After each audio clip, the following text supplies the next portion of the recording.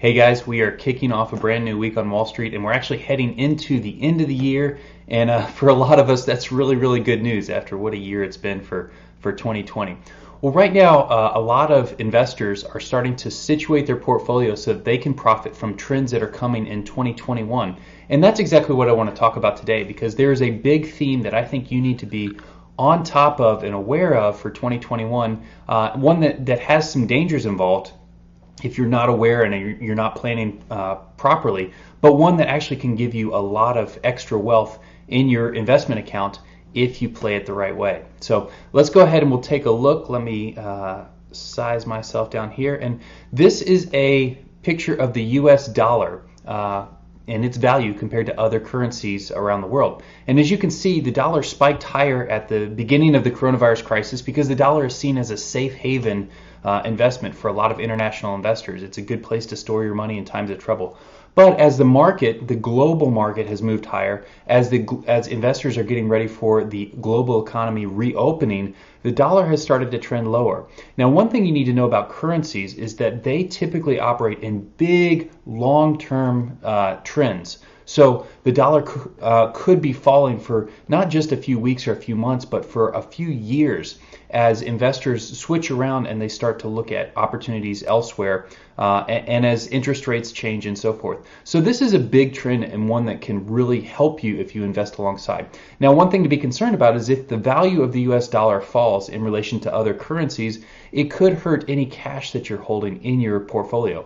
We already know that with interest rates so low, it's really hard to be holding a lot of cash because it's not generating any interest, and in fact, with inflation, it's losing value over time. So this is a concern overall if you're holding cash, but today I want to show you some stocks that you can invest in that will actually benefit from a falling dollar.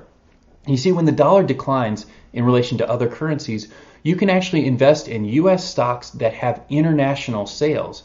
And those U.S. stocks can actually do quite well because they're able to compete more effectively internationally. Also, think about this. If you're a U.S. company and you generate profits in euros or profits in Chinese, the Chinese yuan or the Japanese yen or some other international currency, when you translate those profits back into U.S. dollars and explain to your investors how much you earned for the quarter or for the year, the US dollar version of how much you earned will be higher simply because dollars are worth less than they were before. And so these profits internationally will actually be a larger dollar value.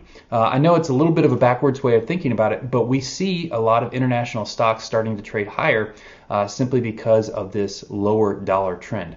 So let's look at a few of these names that you can invest in right now. The first name that I wanted to show you is Johnson & Johnson. Let's get this bookmarks thing out of the way.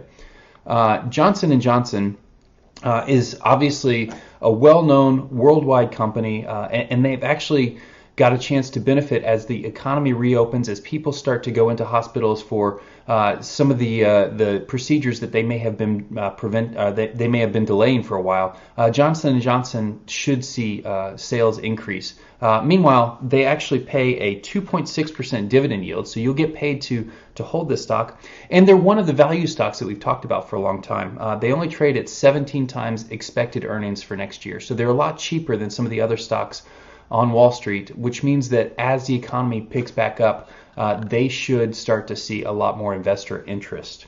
A second name that I wanted to show you is Ford Motor, ticker F.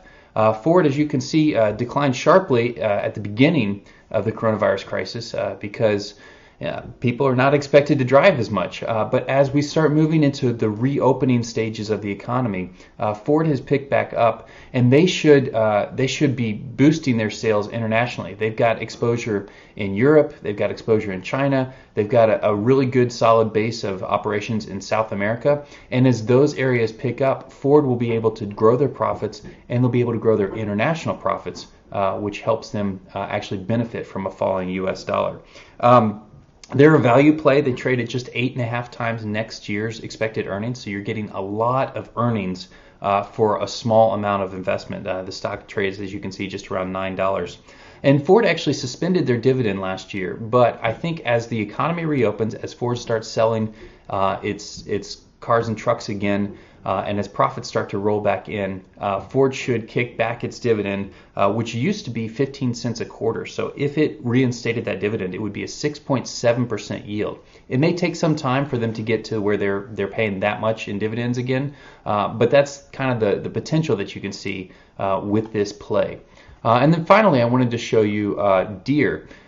Deere is really well known for their green tractors, and you think of Deere when it comes to agricultural expansion, and Deere is definitely great at that. But they are a really solid tech company with a play on infrastructure as well. So as global economies start to rebuild and they start to use some stimulus plans to help boost their economies, we're going to see sales of Deere equipment pick up. And you can see that investors are already betting on this happening. Shares have been moving steadily higher after just a short-term drop at the beginning of the coronavirus crisis. And Deere actually pays a 1.2% yield, so it's not a huge dividend payer, but it certainly helps. And as Deere's profits continue to increase, we should see that yield increase as well. And they're not too expensive, even after this strong run. Deere is just trading at 16.5 times next year's earnings. So they're relatively in that value stage where they are less expensive than most stocks in the market and should actually attract investor capital as we're seeing the shift of capital move from some of the more expensive tech stocks to some of the more valuable industrial stocks during the reopening process. So these are just three names that I think you can use to profit from the decline in the US dollar, the reopening of the economy, and the shift of capital, of investment that's going from big cap tech stocks that are very expensive into many of the more value stocks that are going to benefit from an economy that's reopening. So I hope you enjoy these investments. I'd love to hear if you put them to work in your portfolio. You can send us an email at richretirementfeedback@stpaulresearch.com. I'd love to hear from you, and I hope you have a great investment week. Thanks.